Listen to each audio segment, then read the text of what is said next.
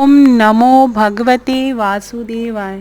जय श्री कृष्णा। नमस्कार दोस्तों, मैं भाविनी मिश्रा अपनी चैनल में आप सभी का एक बार फिर से स्वागत करती हूँ। कैसे हैं आप लोग?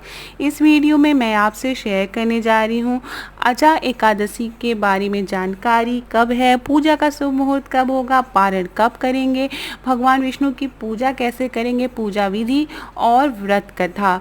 तो पूरा वीडियो देखिएगा। चलिए स्टार्ट करते हैं। अजा एकादशी भाद्रपद माह के कृष्ण पक्ष की एकादशी तिथि को मनाई जाती है। अजा एकादशी 2020 में 15 अगस्त शनिवार को मनाई जाएगी। अजा एकादशी 15 अगस्त शनिवार को मनाई जाएगी। भाद्रपद माह के कृष्ण पक्ष की एकादशी यानी 11 को अजा एकादशी व्रत किया जाता है। इस दिन का व्रत करने वाले व्यक्ति को अश्वमेध यज्ञ के बराबर फल की प्राप्ति होती है। एकादशी का व्रत भगवान विष्णु को प्रसन्न करने के लिए किया जाता है। मान्यता है कि भगवान विष्णु को एकादशी तिथि अति प्रिय है। जो व्यक्ति इस तिथि को व्रत करता है भगवान विष्णु के प्रिय भक्तों में शामिल हो जाता है। अब मैं आपको अजा एकादशी के बारे में महत्व बताने जा रही हूँ कि पापों से कैसे मुक्ति मिलती है। सभी प्रकार के व्रतों में एकादशी का व्रत श्रेष्ठ माना गया है। एकादशी के व्रत के महत्व के बारे में स्वयं भगवान श्री कृष्ण ने युधिष्ठिर और अर्जुन को बताया था। अजा एकादशी का व्रत सत्यवादी राजा हरिश्चंद्र ने भी रखा था, जिसके बाद उनको सभी पापों से मुक्ति मिल गई थी। इंद्रियों पर नियंत्रण करना सिखाता है अजा एकादशी का व्रत। अजा एकादशी का व्रत भगवान विष्णु को समर्पित है। इस दिन विधि पूर्वक व्रत रखने और पूजा करने से इंद्रियों को नियंत्रित करने की प्रेरणा मिलती है। माना जाता है कि जो व्यक्ति अपने इंद्रियों को नियंत्रण में कर लेता है उसे संसार का रहस्य समझ में आ जाता है और समस्त प्रकार के दुखों से उसे छुटकारा मिल जाता है। अब मैं आपको बताने जा रही हूँ अजा एकादशी की पूजा विधि। सूर्योदय से पूर्व उठकर स्नान करना चाहिए। पूजा स्थल को गंगा जल से पवित्र करना चाहिए।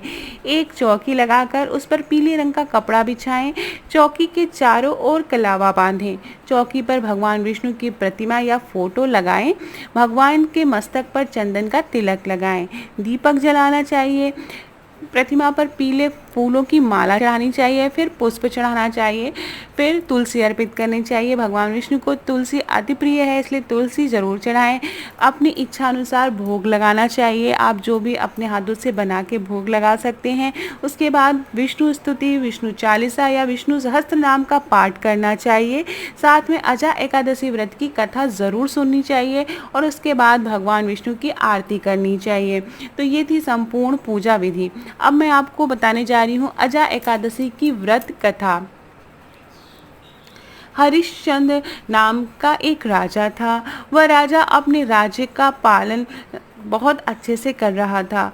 जीवन व्यतीत करते हुए उससे पिछले जन्मों के पाप उसके सामने आ गए, जिसकी वजह से उसे लगातार दुखों का सामना करना पड़ा। दुखों की गाज सिर पर ऐसी गिरी कि राजा को अपना राज्य छोड़कर जंगल में रहने को मजबूर होना पड़ा। वो बहुत अधिक दरिद्रता झेल रहा था। चांडाल के पास लकड़ियां काटने का काम करके जो कमाता उससे ही 2 वक्त की रोटी खा पाता।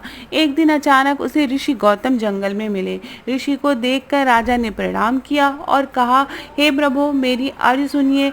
मैं बहुत दुखों का मारा हूँ। मेरे जीवन में अचानक से एक साथ कई सारे दुख आ गए हैं। कृपा करके मेरा उद्धार करें और कोई उपाय बताएं। ऋषि गौतम ने राजा को कहा कि हे राजन, तुम चिंता ना करो। तुम्हारी परेशानियों का समय अब खत्म होने वाला है। भगवान भाद्रपद माह के कृष्ण पक्ष की एकादशी तिथि यानी अजा एकादशी का व्रत करो। उससे तुम्हें सभी पापों से मुक्ति मिल जाएगी। भगवान विष्णु की कृपा से तुम्हारे सभी दुखों का नाश होगा। राजा ने ऋषि के कहने के मुताबिक अजा एकादशी का व्रत किया। अजा एकादशी के व्रत के प्रभाव से राजा अपने राज्य को दोबारा पा सका और मृत्यु तक वहीं राज्य करता रहा। अंत में वह भगवान विष्णु के धाम चला गया। अजा एकादशी की कथा इतनी पवित्र है कि इसे पढ़ने और सुनने मात्र से ही अश्वमेध यज्ञ के फल की प्राप्ति होती है। इसलिए आज के दिन जो लोग व्रत नहीं हैं वो भी अजा एकादशी की जो व्रत कथा है वो ज़रूर सुने। भगवान विष्णु की पूजा ज़रूर करें। जो लोग व्रत रहते हैं वो व्रत करें। जो लोग व्रत नहीं रह पा रहे हैं किसी कारण से, तो वो भी एकादशी के दिन चावल का त्याग करें, चावल न खाएं और साथ में घर में चावल बनाएं न, और साथ में भगवान विष्णु की पूजा आरती ज़रूर करें और यह व्रत कथा ज़रूर सुनें। आशा करती हूँ आपको मेरा वीडियो पसंद आया होगा। अगर मेरा वीडियो पसंद